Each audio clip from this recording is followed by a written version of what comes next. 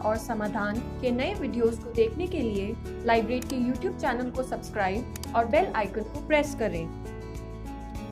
आज इस वीडियो के माध्यम से मैं आपको वजाइना यानी योनि से रिलेटेड कुछ मिथ्स या धारणाएं जो आम लेडीज़ के दिमाग में होती हैं उनको करेक्ट करने का प्रयास करना चाह रही हूँ।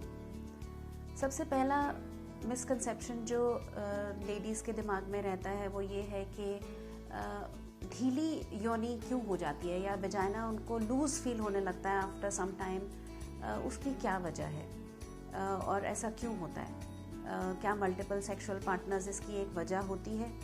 तो इसके लिए मैं आपको ये बताना चाहती हूँ कि जो लेडीज़ की वजाइना होती है ये एक तरह का एक ट्यूब है और ये बहुत इलास्टिक ट्यूब होता है। इसमें एक्सपेंशन की काफ़ी क्षमता होती है और ये कंट्रैक्शन की क्षमता भी रखता है। सोचिए कि डिलीवरी में वजाइना के थ्रू बड़े बच्चे का सिर निकल जाता है, 4 kg का बच्चा नॉर्मली वजाइना से डिलीवर हो जाता है। तो कहने का मतलब है कि योनि में हम बहुत क्षमता है कि बहुत ढीली भी हो सकती है और कॉन्ट्रैक्ट भी हो सकती है। तो इसी तरह जब अंदर से कोई सामान बाहर आ सकता है, जैसे बेबी बाहर आ सकता है, तब भी वो इलास्टिक होती है। और जब सेक्सुअल रिलेशंस होते हैं, जब पीनिस अंदर जाता है या सेक्स टॉयज अंदर जाते हैं, तब भी वो एक्सपैंड कर सकती है। तो कहने का मतलब तात्पर्य ये है कि जो वजाइना है उसमें बहुत क्षमता है इस बात की कि वो इलास्टिक हो जाए और वापस कॉन्ट्रैक्ट हो जाए।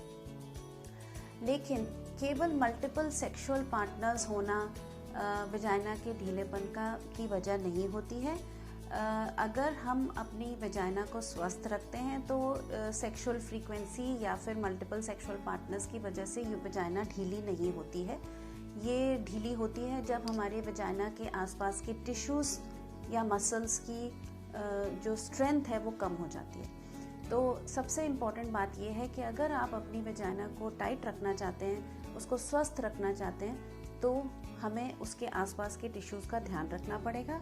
और कुछ स्पेसिफिक प्रिकॉशंस हैं जो मैं आपको इस वीडियो के माध्यम से बताना चाहती हूँ, जिसको आप अगर ध्यान में रखें तो आप अपनी वजाइना को टाइट रख सकते हैं और आपके सेक्सुअल रिलेशंस को इम्प्रूव कर सकते हैं। सबसे पहली बात यह है कि आप अपने वज़न को कंट्रोल में रखिए। जितना ऊपर से वज़न ज़्यादा आएगा वजाइना के ऊपर, क्योंकि वजाइना सबसे नीचे का पोर्शन है आपका, उतना ही आपके पेशाब का रास्ता, आपकी मोशन का रास्ता, आपकी वजाइना, सारे टिश्यूज़ ऊपर से प्रेशर पड़ने की वजह से लूज़ होंगे और नीचे की तरफ खिसकेंगे। तो जब हम अपना वज़न कंट्रोल में रखते हैं तो वजाइना जो है अपनी शेप में रहती है और पेशाब का रास्ता भी अपनी शेप में रहता है। दूसरा, अगर आपको खांसी रहती है, एस्थमा की प्रॉब्लम है, कोई भी आपको इशू रहता है, जैसे अगर आपको कॉन्स्टिपेशन या स्टूल्स जो हैं बहुत टाइट आते हैं, कब्जी रहती है आपको, तो आप ऊपर से फिर से प्रेशर लगाते हैं या खांसी करते हैं तो भी आपका नीचे को प्रेशर ज़्यादा पड़ता है। ये सब बार बार प्रेशर डालने से नीचे के टिश्यूज़ को वीक करते हैं और हमारी मसल्स लूज़ होने से हमारी वजाइना लूज़ हो जाती है, जिसकी वजह से आपको अपने सेक्सुअल रिलेशंस में प्रॉब्लम्स हो सकती है, आपका प्लेजर कंपोनेंट कम हो सकता है, आपका यूरिन का लीकेज का प्रॉब्लम स्टार्ट हो सकता है। आपको लगेगा आपको जल्दी यूरिन जाना है, आपको होल्डिंग कैपेसिटी कम है और बाथरूम में जाने से पहले आपका थोड़ा सा बूंदे यूरिन का लीक हो जाता है। ये सब प्रॉब्लम्स, या आपको कब्जी हो जाना, ये सब प्रॉब्लम्स आपको बेसिकली लूज़ वजाइना की वजह से होती हैं और उसके साथ साथ जो पेशाब का रास्ता लूज़ हो जाता है उसकी वजह से होती हैं। एक और बहुत इम्पॉर्टेंट चीज़ है जो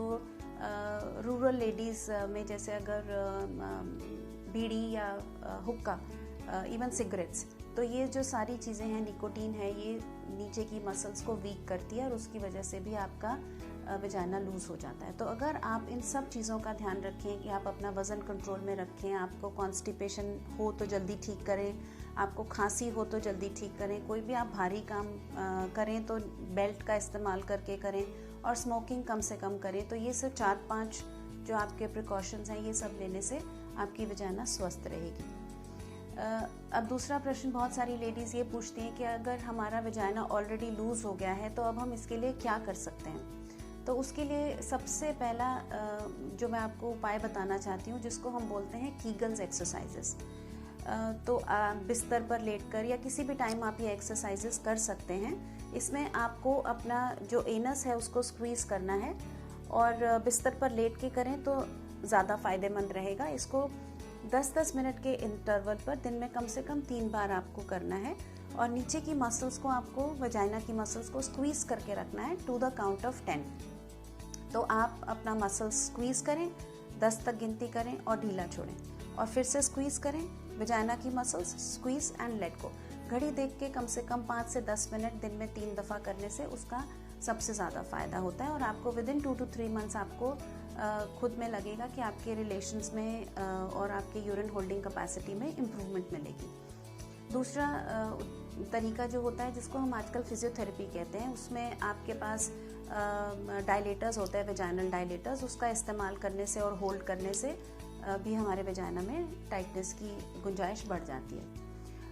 और सबसे जो आजकल आधुनिक तरीका माना जा रहा है, जो कि नॉन सर्जिकल ट्रीटमेंट है, वो ये है कि एक लेज़र की मशीन है जिसमें बिना सर्जरी के, बिना किसी कटिंग के लेज़र, जो लाइट की एप्लीकेशन होती है, जैसे आपने लाइट फोटो फेशियल सुना होगा अपने फेशियल स्किन के लिए, उस तरह से लेज़र की मशीन जो है वजाइना में डालने से उसकी वजाइना की जो डायमीटर है वो नैरो हो जाती है और आपके टिश्यूज़ में जनरली इम्प्रूवमेंट होती है। तो अगर आपको कुछ भी वजाइना से रिलेटेड प्रॉब्लम्स हैं या आपको लगता है कि नहीं, मुझे डॉक्टरी हेल्प की ज़रूरत है, मैं अपने सेक्सुअल रिलेशंस इंप्रूव करना चाहती हूँ और एक्सरसाइज से ये पॉसिबल नहीं हो पा रहा है, तो आप अपने गायनोकोलॉजिस्ट से ये सारी चीज़ों के बारे में पता लगा सकते हैं और ये कर सकते हैं। तो इसके लिए आपको कोई अब शर्म फेस करने की ज़रूरत नहीं होनी चाहिए, क्योंकि it's a common thing and it is part of your body. So you should be aware of your body and you should know how to improve any part of your body. Thank you. अगर आपको ये video अच्छी लगी हो तो like, share और comment करें।